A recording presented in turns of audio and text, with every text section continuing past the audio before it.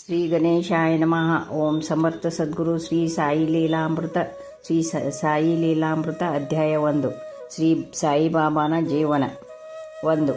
ನೀನ್ಯಾರು ಎಂದು ಕೇಳಿದರೆ ವಟವೃಕ್ಷ ಮೂಲವು ಮೂಲಕ್ಕೆ ಮೂಲ, ನನ್ನದು ದತ್ತನಗರ ಎಂದು ಹೇಳಿದರು ಶ್ರೀ ಅಕ್ಕಲಕೋಟೆ ಸ್ವಾಮಿ. ಅವರೇ ಇನ್ನೊಂದು ಸಾರಿ ಅಖಂಡ ವಿಶ್ವವೇ ನಾನು ಎಂದರು. ಶ್ರೀ ಸಾಯಿಬಾಬಾನ ಇನ್ನೊಂದು ರೂಪವೇ ಶ್ರೀ ಅಕ್ಕಲಕೋಟೆ ಸ್ವಾಮಿ. ಇವರಿಬ್ಬರು ಚರಿತ್ರೆಗಳು ದತ್ತಾವತಾರವೆನ್ನುವ ಬಂಗಾರದ ನಾಣ್ಯದ 2 ಮುಖಗಳೆಂದು ಹೇಳಬಹುದು. ಇವರು ಪ್ರಪಂಚದ ಚರಿತ್ರೆಯಲ್ಲಿ ಅವತರಿಸಿದ ಮಹಾತ್ಮರುಗಳಲ್ಲಿ ಅಗ್ರಗಣ್ಯರು. ಈ ವಿಷಯದಲ್ಲಿ ಶ್ರೀ ಮೆಹರ್ ಬಾಬಾ ಕೂಡ ಈ ವಿಶ್ವಕ್ಕೆಲ್ಲ ಗುರುವೆಂದೆನಿಸಬಹುದಾದವರೆಂದು ಸ್ಪಷ್ಟವಾಗಿ ಹೇಳಿದ್ದಾರೆ. ಆತ ವಾಸಿಸುತ್ತಿರುವುದರಿಂದ ಯಾವುದೋ ಮೂಲೆಯಲ್ಲಿರುವ ಶಿರಡಿಯಂತಹ ಕುಗ್ರಾಮವು ಕಾಶಿ ತಿರುಪತಿಯಂತೆ ಹಾಗೆಯೇ ಮಹಾಕ್ಷೇತ್ರವಾಯಿತು. ಆದರೆ ಆ ಕ್ಷೇತ್ರಗಳು ಒಂದೇ ಮತಕ್ಕೆ ಸೇರಿದವರಿಗೆ ಮಾತ್ರ ಪವಿತ್ರವಾಗಿದ್ದರೆ ಶಿರಡಿಯನ್ನು ಮಹಾಕ್ಷೇತ್ರವೆಂದು ಭಾವಿಸುವ ಅನೇಕರು ಎಲ್ಲ ಮತ ಜಾತಿಗಳಲ್ಲೂ ಇದ್ದಾರೆ. ಅಲ್ಲಿ ಸಿಕ್ಕುವ ಶಾಂತಿಯನ್ನು ಅನುಭವಿಸಬೇಕೇ ಹೊರತು ಮಾತಿನಲ್ಲಿ ಹೇಳುವುದಕ್ಕಾಗುವುದಿಲ್ಲ. ನಮಗೆ ನಮ್ಮ ಮನೆಯಲ್ಲಿ ಏನು ಮಾಡಿದರೂ ಶಾಂತಿ ಪಡೆಯದ ಮನಸ್ಸು ಶಿರಡಿಯಲ್ಲಿ ಕಾಲಿಟ್ಟ ತಕ್ಷಣವೇ ಪ್ರಾಪಂಚಿಕ ವ್ಯವಹಾರಗಳೆಲ್ಲವನ್ನು ಮರೆತು ಮಹಾಶಾಂತಿಯನ್ನು ಹೊಂದುತ್ತದೆ. ಎಲ್ಲಿ ಅಂತಹ ಶಾಂತಿ ಲಭ್ಯವಾಗುವುದೋ ಅದೇ ನಾವು ಸೇರಬೇಕಾದ ಪರಮ ಗುರಿ ಎಂದು ಋಷಿವಾಕ್ಯ ಹೇಳುತ್ತದೆ. ಶ್ರೀ ಸಾಯಿಬಾಬಾ ಶಿರಡಿಯಲ್ಲಿ ಸುಮಾರು 60 ವರ್ಷಗಳ ಕಾಲವಿದ್ದರೂ ಅವರ ಕೀರ್ತಿ ಶೋಭಾಯಮಾನವಾಗಿರುವ ಸೂರ್ಯನ ಹಾಗೆ ಎಲ್ಲ ದಿಕ್ಕುಗಳಲ್ಲೂ ಆ ಕಾಲದಲ್ಲಿ ವ್ಯಾಪಿಸಿದ್ದರೂ ನಿಜವಾಗಿಯೂ ಆತನ ಹೆಸರೇನೋ, ಊರೇನೋ, ತಂದೆ ತಾಯಿಗಳ್ಯಾರೋ, ಗೋತ್ರಗಳೇನೋ ಯಾರಿಗೂ ಗೊತ್ತಿಲ್ಲ. ಆತನ ದರ್ಶನಕ್ಕಾಗಿ ನಿತ್ಯವೂ ಬಹುತೇಕ ಜನ ಎಲ್ಲ ಪ್ರಾಂತ್ಯಗಳಿಂದಲೂ ಬರುತ್ತಿದ್ದರು. ಆದರೆ ಅವರಲ್ಲಿ ಯಾರೊಬ್ಬರೂ ಆತನನ್ನು ಎಂಥವನೆಂದು ಗುರುತಿಸಲಾರದೆ ಹೋದರು. ಅವರ ಜೊತೆ ಸನ್ನಿಹಿತವಾಗಿ ಬಹಳ ಕಾಲದಿಂದಿದ್ದವರು ಸಹ ಆತನ ಹತ್ತಿರದಿಂದ ಈ ವಿವರಣೆಗಳೆಲ್ಲನೂ ತಿಳಿದುಕೊಳ್ಳಲಾರದೆ ಹೋದರು. ದೇವರ ಹಾಗೆ ನಿಜವಾಗಿಯೂ ಆತನು ನಾಮರಹಿತನು. ಹಾಗೆಯೇ ದೈವಿ ಗುಣಗಳೆಲ್ಲವೂ ಬಾಬಾನಲ್ಲಿ ಸಂಪೂರ್ಣವಾಗಿ ಕಂಡುಬರುತ್ತವೆ. ಶಿರಡಿಯಲ್ಲಿ ವಾಸವಾಗಿದ್ದ ಆ ದೇಹವೇ ತಾನೆನ್ನುವ ಭ್ರಾಂತಿ ಆತನಿಗೆಂದೂ ಇರಲಿಲ್ಲ. ಸರ್ವಗತವಾದ ಚೈತನ್ಯವೇ ಆತನ ನಿಜ ತತ್ವವೆಂದು ಭಕ್ತರೆಲ್ಲರೂ ಅನುಭವಪೂರ್ವಕವಾಗಿ ಗುರುತಿಸುತ್ತಾ ಬಂದರು. ಆ ದೇಹಕ್ಕೆ ಕಾರಣವಾದವರು ಅವರ ತಂದೆ ತಾಯಿಗಳೆಂದು, ಅವರು ಆ ದೇಹಕ್ಕೆ ಇಟ್ಟಿರುವ ಹೆಸರೇ ಆತನ ಹೆಸರೆಂದು ಆ ಜನರು ಹೇಗೆ ತಿಳಿದಾರು? ಇಂದು ದೊಡ್ಡ ಭವನಗಳಿಂದ, ವಿವಿಧ ವ್ಯಾಪಾರೋದ್ಯಗಳಿಂದ, ವಜ್ರದಂತಹ ದೀಪಗಳಿಂದ ಪ್ರಕಾಶಿಸುತ್ತಿರುವ ಶಿರಡಿಯಲ್ಲಿ ರಾಜಭವನದಂತಹ ಸಮಾಧಿ ಮಂದಿರದ ಸಿಂಹಾಸನದ ಮೇಲೆ ಸಾಮ್ರಾಟನ ಹಾಗೆ ಕುಳಿತಿರುವ ಶ್ರೀ ಸಾಯಿನಾಥನ ಮೂರ್ತಿ ಶೋಭಿಸುತ್ತಾ ಇದೆ. ದೇಶದ 4 ಮೂಲೆಗಳಿಂದ ಅವರ ದರ್ಬಾರಕ್ಕೆ ಸೇರಿದ ಭಕ್ತರನೇಕ ಜನ ತಂದಿರುವ ಲೆಕ್ಕವಿಲ್ಲದಷ್ಟು ಹೂಮಾಲೆಗಳಿಂದಲೂ ಹೊಸ ಹೊಸ ವಸ್ತ್ರಾಭರಣಗಳಿಂದಲೂ ಪ್ರತಿ ಕ್ಷಣವೂ ಬಗೆ ಬಗೆಯ ಅಲಂಕಾರಗಳಿಂದಲೂ ಆತ ಪ್ರಕಾಶಿಸುತ್ತಿರುತ್ತಾನೆ. ಇದಕ್ಕೂ ಅಂದಿನ ಶಿರಡಿ ಕ್ಷೇತ್ರಕ್ಕೂ ಅತಿ ಸುಂದರ ಹೋಲಿಕೆಗಳಿವೆ.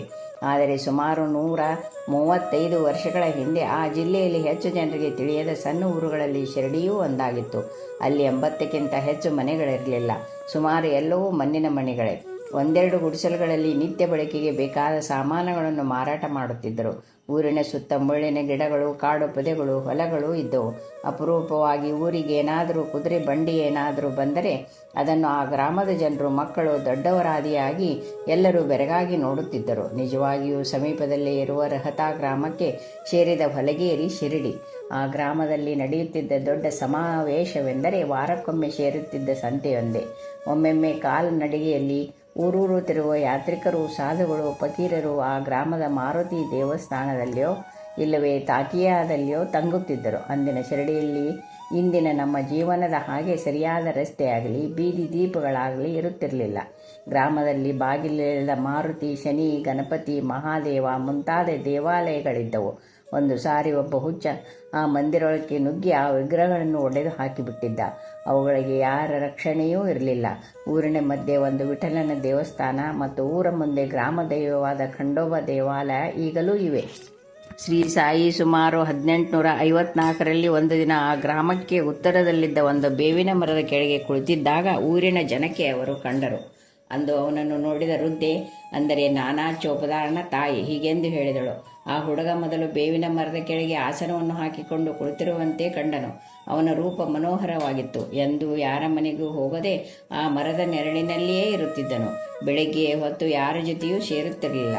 ರಾತ್ರಿ ಸಮಯದಲ್ಲಿಯೂ ಆತನಿಗೆ ಭಯವೆಂದರೇನೂ ತಿಳಿಯದು. ನೋಡುವುದಕ್ಕೆ ಚಿಕ್ಕವನಂತೆ ಕಂಡರೂ ಅವನ ಚರ್ಯಗಳು ಅವನೊಬ್ಬ ಮಹಾಜ್ಞಾನಿ ಎಂಬುದಾಗಿ ಸೂಚಿಸುತ್ತಿದ್ದವು. ಅಷ್ಟು ಸಣ್ಣ ವಯಸ್ಸಿನಲ್ಲಿ ಮಳೆ ಗಾಳಿ ಬಿಸಿಲಿಗಂಜದೆ ಅಚಲ ತಪಸ್ವಿಯಾಗಿರುವುದನ್ನು ನೋಡಿ ಎಲ್ಲರೂ ಆಶ್ಚರ್ಯಪಟ್ಟರು. ಆತನೊಬ್ಬ ವೈರಾಗ್ಯ ಮೂರ್ತಿ. ಆತನ ಸ್ಥಿತಿ ಯಾರಿಗೂ ತಿಳಿಯದಾಗಿತ್ತು. ಈ ಹುಡುಗ ಅಕಸ್ಮಾತ್ತಾಗಿ ಎಲ್ಲಿಂದ ಬಂದೆನಪ್ಪ ಎಂದು ಎಲ್ಲರೂ ಅಂದುಕೊಳ್ಳುತ್ತಿದ್ದರು. ಒಂದು ಸಾರಿ ಗ್ರಾಮದ ದೈವ ಖಂಡೋಬ ಒಬ್ಬನ ಮೈಮೇಲೆ ಬಂದಾಗ ಊರಿನವರೆಲ್ಲ ಅದನ್ನು, ಈ ಬಾಲಕನನ್ನು ಹೆತ್ತ ಪುಣ್ಯಾತ್ಮರಾರು, ಈತ ಎಲ್ಲಿಂದ ಬಂದಿದ್ದಾನೆ ಎಂದು ಕೇಳಿದರು. ಆ ದೈವವು ಅವರನ್ನು ಒಂದು ದೊಡ್ಡ ಹಾರೆಯೆಂದು ತನ್ನಿರೆಂದು ಹೇಳಿ ಆ ಮರದ ಕೆಳಗೆ ಒಂದು ಕಡೆ ತೂಡಿರೆಂದು ಹೇಳಿತು. ಹಾಗೆ ಮಾಡಿದಾಗ ಅಲ್ಲೊಂದು ಬಂಡೆ, ಅದರ ಕೆಳಗೆ ಕೆಲವು ಇಟ್ಟಿಗೆಗಳು ಕಂಡವು. ಆ ಬಂಡೆಯನ್ನು ಪಕ್ಕಕ್ಕೆ ಸರಿಸಿದಾಗ ಕೆಳಗಡೆ ಭೂಗರ್ಭದೊಳಗೆ ಹೋಗುವ ದಾರಿ ಕಾಣಿಸಿತು. ಅಲ್ಲಿ ತಿಂದೆಸೆದಿದ್ದ ಪದಾರ್ಥಗಳು, ಪೂಜಾ ದ್ರವ್ಯಗಳು, ಉರಿಯುತ್ತಿರುವ 4 ಹಣತೆಗಳು ಇದ್ದವು. ಆಗ ದೈವವು, ಈ ಬಾಲಕ ಇಲ್ಲಿ 12 ವರ್ಷ ತಪಸ್ಸು ಮಾಡಿದ್ದ ಎಂದು ಹೇಳಿತು. ಅಂದಿನಿಂದ ಅಲ್ಲಿಯ ಜನರು ಆ ಬಾಲಕನನ್ನು ಅನೇಕ ಪ್ರಶ್ನೆಗಳನ್ನು ಕೇಳುತ್ತಾ ಗೂಳುಗುಟ್ಟಿಸಿದರು. ಈ ಹುಡುಗ ಆ ಸ್ಥಳ ತನ್ನ ಗುರುಸ್ಥಾನವೆಂದು ಆ ಬಂಡೆಯನ್ನು ಪುನಃ ಮುಚ್ಚಿಸಬೇಕೆಂದು ಹೇಳಿ ಹಾಗೇ ಮಾಡಿಸಿದನು. ಇನ್ನೊಂದು ಸಾರಿ ಆ ಬೇವಿನ ಮರದ ಹತ್ತಿರವಿರುವ ಭವನಕ್ಕೆ ಕಾಮಗಾರಿ ಮಾಡುತ್ತಿದ್ದಾಗ ಅದರ ಕೆಳಗೆ ಆ ಭೂಗ್ರಹವು ಮತ್ತು ಸಮಾಧಿಯು ಕಾಣಿಸಿದವು. ಅವುಗಳನ್ನು ಕುರಿತು ಕೇಳಿದ ಭಕ್ತರಿಗೂ ಸಹ ಬಾಬಾ ಈ ಹಿಂದೆ ಹೇಳಿದ ಹಾಗೆಯೇ ತಿಳಿಸಿದರು. ಆಮೇಲೆ ಒಂದು ದಿನ ಮಕ್ಕಳು ಆಟವಾಡುತ್ತಿದ್ದಾಗ ಆ ಬಂಡೆಯನ್ನು ಒತ್ತರಿಸಿ ನೋಡಿದರು. ಅಲ್ಲಿ ಭೂಮಿಯೊಳಕ್ಕೆ ಹೋಗುವ ಮೆಟ್ಟಿಲುಗಳು ಬಹಳ ಉದ್ದವಾಗಿದ್ದ ಕತ್ತಲೆಗೌದಿದ್ದ ಗುಹೆಯೆಂದು ಕಂಡು ಬಂದವಂತೆ. ಈ ವಿವರಗಳನ್ನು ಶ್ರೀ ಸಾಯಿ ಶರಣಾನಂದರು ಹೀಗೆ ತಿಳಿಸಿದ್ದಾರೆ. ಒಂದು ಸಾರಿ ಬಾಬಾ ಮಸೀದಿಯಲ್ಲಿ ದುನಿಯ ಹತ್ತಿರುವ ಸ್ತಂಭವನ್ನು ನನಗೆ ತೋರಿಸಿ ಅದರ ಕೆಳಗೆ ಒಂದು ಗುಹೆ ಇರುವುದೆಂದು, ಅದರೊಳಗೆ ತಾವು ವಾಸಿಸುತ್ತಿದ್ದರೆಂದು, ಯಾರಾದರೂ ಮಹಾತ್ಮರು ಬಂದಾಗ ಹೊರತು ಅವರು ಯಾವಾಗಲೂ ಹೊರಕ್ಕೆ ಬರುತ್ತಿರಲಿಲ್ಲವೆಂದು ನನ್ನೊಂದಿಗೆ ಅವರು ತಾವೇ ಹೇಳಿದರು. ಬಾಬಾ ಇನ್ನೊಂದು ಸಾರಿ ಸಗನಮೇರು ನಾಯಕನಿಗೆ, ಏನು 12 ದಿವಸಗಳ ಉಪವಾಸವನ್ನು ಕೂಡ ಸಹಿಸಲಾರೆಯಾ? ನಾನು 12 ವರ್ಷ ಕಾಲ ಕೇವಲ ಬೇವಿನ ಸೊಪ್ಪನ್ನು ತಿಂದು ಬದುಕಿದ್ದೇನೆ ಎಂದು ಹೇಳಿದ ಮಾತು ಈ ವೃತ್ತಾಂತವನ್ನು ಸೃಷ್ಟೀಕರಿಸುವುದು. ಫೆಬ್ರವರಿ 14, 1912ರಂದು ಸಾಯಿ ತಾವು ಮಾಡಿದ ಗುರು ಸೇವೆಯ ವಿಷಯವಾಗಿಯೇ ಇರಬೇಕು ಹೀಗೆ ಹೇಳಿದ್ದಾರೆ. ತಾವು ಅನೇಕ ಕಷ್ಟಗಳನ್ನು ಸಹಿಸಿರುವರೆಂದು, ತಿಂಗಳುಗಟ್ಟಲೆ ಆಹಾರವಿಲ್ಲದೆ ಇದ್ದರೆಂದು, ಬೇವು ಮುಂತಾದ ಎಲೆಗಳನ್ನು ಮಾತ್ರವೇ ತಿನ್ನುತ್ತಿದ್ದರೆಂದು ಹೇಳಿದ್ದಾರೆ.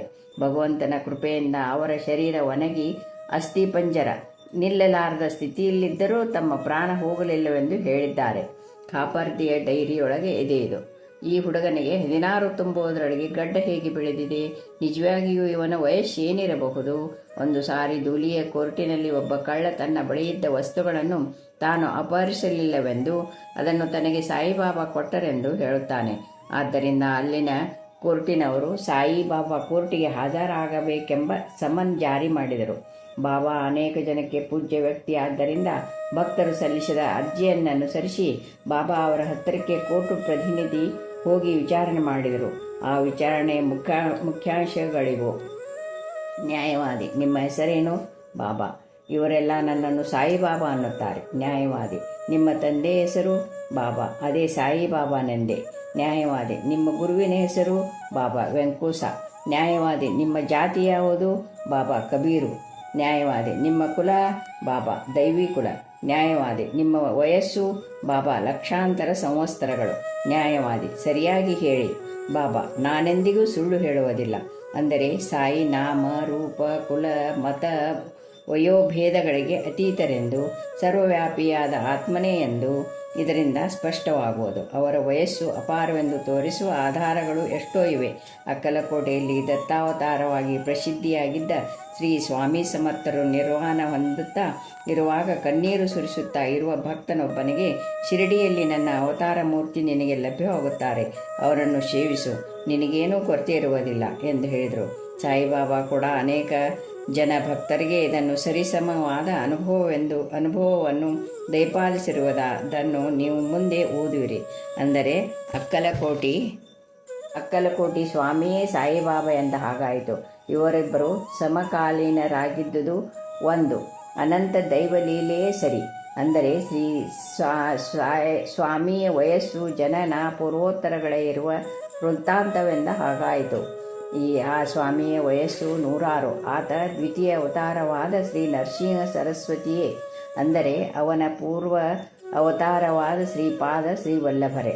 ಅಂದರೆ ಅವರು ಸ್ವಯಂ ಸನಾತನನಾದ ದತ್ತಸ್ವಾಮಿಯೇ ಅಂದ ಹಾಗಲ್ಲವೇ?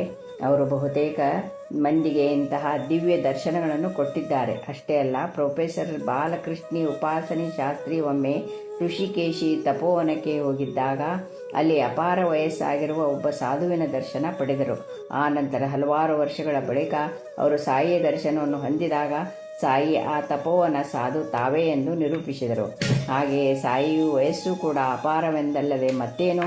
ಹಾಗೆಯೇ ರಾಜ್ಯವನ್ನು ಕಳೆದುಕೊಂಡು ತಿರುಗುತ್ತಿದ್ದ ಹುಮಾಯೂನನಿಗೆ ಸಾಯಿಯ ಆಶೀರ್ವಾದದಿಂದಲೇ ಅಕ್ಬರ್ ಚಕ್ರವರ್ತಿ ಜನಿಸಿದನೆಂದು, ಅದಕ್ಕೆ ಹಿಂದಿನ ಜನ್ಮದಲ್ಲಿ ತಪಸ್ಸು ಮಾಡಿದ ಮುಕುಂದ ಬ್ರಹ್ಮಚಾರಿಯೇ ಹಾಗೆ ಜನಿಸಿದನೆಂದು ಸಾಯಿ ಒಬ್ಬ ಭಕ್ತನೊಡನಿಗೆ ಹೇಳಿದರು.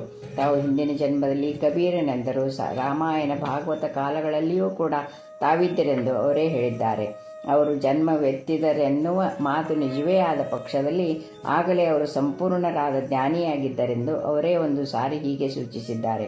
ನಾನು ಹುಟ್ಟಿದಾಗ ತನಗೆ ಮಗನು ಹುಟ್ಟಿದ್ದಾನೆಂದು ನಮ್ಮಮ್ಮ ಅತಿ ಹಿಗ್ಗಿ ಹೋದುದನ್ನು ನಾನು ನೋಡಿ ಆಶ್ಚರ್ಯಪಟ್ಟೆನು. ಆಕೆ ನನ್ನನ್ನು ಹೆತ್ತದ್ದು ಯಾವಾಗ? ನಿಜವಾಗಿಯೂ ನನಗೆ ಜನ್ಮವೆನ್ನುವುದೇನಾದರೂ ಇದೆಯೇ? ನಾನು ಅದಕ್ಕೆ ಮುಂದೆ ಇರಲಿಲ್ಲವೇ? ಇಷ್ಟು ಮಾತ್ರಕ್ಕೆ ಈಕೆ ಹೀಗೆ ಹಿಗ್ಗುವುದೆಂದರೇನು ಎಂದುಕೊಂಡೆ. ಈ ವಿಚಿತ್ರ ಬಾಲಕ ಕೆಲವು ಕಾಲ ಅಕಸ್ಮಾತ್ತಾಗಿ ಎಲ್ಲಿಗೋ ಹೊರಟು ಹೋಗಿ ಸುಮಾರು 1 ವರ್ಷ ಕಾಲಾನಂತರ ಶಿರಡಿಗೆ ಬಂದು ಅಲ್ಲೇ ನಿಂತು ಬಿಟ್ಟನು. ಈ ಮಧ್ಯದಲ್ಲಿ ಆತ ಎಲ್ಲಿಗೆ ಹೋದನೋ, ಏನು ಮಾಡಿದನೋ ಯಾರಿಗೂ ಗೊತ್ತಿಲ್ಲ. ಆ ಕಾಲದಲ್ಲಿ ತಾನು ವಿಸ್ತಾರವಾಗಿ ದೇಶ ಸಂಚಾರ ಮಾಡಿದರೆಂದು, ಕೆಲವು ಕಾಲ ಅಲಿ ಎನ್ನುವ ಮುಸ್ಲಿಂ ಮಹಾತ್ಮನ ಹತ್ತಿರ, ಅನಂತರ ಹತಾದ ಚಾವಡಿಯಲ್ಲಿ ಇದ್ದನೆಂದು ಕುಶಾಲ್ ಭಾವು ಎನ್ನುವ ಭಕ್ತನಿಗೆ ಸಾಯಿಯೇ ಹೇಳಿದ್ದನ್ನು ಆತ ಅದನ್ನು ಚಂದ್ರಭಾನು ಶೇಟ್ನಿಗೆ ಹೇಳಿದನು.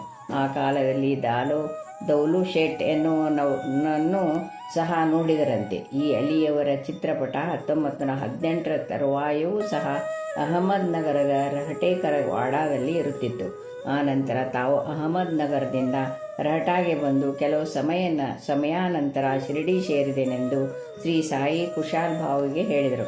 ಇನ್ನೊಂದು ಸಾರಿ ಶ್ರೀಮತಿ ಕಾಶಿಬಾಯಿ ಕನಿತ್ಕರ್ ಎನ್ನುವ ಭಕ್ತೆಯ ಜೊತೆ ಶ್ರೀ ಸಖಾರಾಮ್ ಮಹಾರಾಜ್ ಅಂಗೋನ್ ಕವಾಡ್ ಎನ್ನುವ ದೊಡ್ಡ ಸಾಧುವಿನ ಜೊತೆಗೂಡಿ ಕೆಲವು ಕಾಲವಿದ್ದರೆಂದು, ಆತ ತನ್ನ ಗುರು ಬಂಧುವೆಂದು, ಅಲ್ಲಿ ಆತನೊಡನೆ ಒಂದು ಮಾವಿನ ಸಸಿಯನ್ನು ನೆಟ್ಟರೆಂದು ಬಾಬಾ ಹೇಳಿದರು. ಜೋಗ್ ಎನ್ನುವ ಭಕ್ತ ಇವರೊಬ್ಬರನ್ನು ದರ್ಶಿಸುತ್ತಿದ್ದನು. ಒಂದು ಸಾರಿ ಜೋಗ್ ಅಂಗೋನ್ ಕವಾಡದಲ್ಲಿ ಮಾವಿನ ಹಣ್ಣನ್ನು ಕಿತ್ತುಕೊಂಡು ಶಿರಡಿಗೆ ಹೋದನು. ಆದರೆ ಅವು ಇನ್ನೂ ಕಾಯಿಗಳೆಂದು ದಾರಿಯಲ್ಲಿ 12 ಮಾವಿನ ಹಣ್ಣನ್ನು ಕೊಂಡುಕೊಂಡು ಅದನ್ನು ಬಾಬಾಗೆ ಸಮರ್ಪಿಸಿದನು. ಬಾಬಾ ಹಣ್ಣುಗಳನ್ನು ಮುಟ್ಟದೆ ಮೊದಲು ತಂದಿದ್ದ ಕಾಯಿಗಳೇ ಬೇಕೆಂದು ಕೇಳಿ ತೆಗೆದುಕೊಂಡರು. ಇದನ್ನು ನೋಡಿದ ತಕ್ಷಣವೇ ಆನಂದ ಬಾಷ್ಪಗಳಿಂದ ಕಣ್ಣು ತುಂಬಿದವು. ಅವುಗಳನ್ನು ಹಿಂದು ಮುಂದು ತಿರುಗಿಸಿ ನೋಡಿ, ಇವು ಇನ್ನೂ ಹಣ್ಣಾಗಿಲ್ಲ ಎಂದರು ಬಾಬಾ. ಹೌದೆಂದನು ಜೋಗ. ಸಾಯಿ ಸ್ವಲ್ಪ ಹೊತ್ತು ತದೇಕವಾಗಿ ಅವನ್ನೇ ನೋಡುತ್ತಾ ಅದನ್ನು ಹೆಚ್ಚಿಸಿ ಭಕ್ತರೆಲ್ಲರಿಗೂ ಹಂಚಿಸಿದರು. ಅವು ತುಂಬ ಮಧುರವಾಗಿರುವುದನ್ನು ನೋಡಿ ಅವರೆಲ್ಲರೂ ಆಶ್ಚರ್ಯಪಟ್ಟರು. 2ನೇ ಸಾರಿ ಶಿರಡಿ ಸೇರುವ ಹೊತ್ತಿಗೆ ಬಾಬಾ ಪರಿಪೂರ್ಣರಾಗಿದ್ದರೆಂದು ತೋರಿಸುವ ಘಟನೆಯೊಂದನ್ನು ಸಾಯಿಗೆ ಪ್ರತ್ಯಕ್ಷ ಭಕ್ತನಾದ ದಾಮೋದರ್ ರಾಸ್ನೆಯವರ ಮಗ ನಾನಾ ಸಾಹೇಬ್ ರಾಸ್ನೆ ನನಗೆ ಹೇಳಿದರು.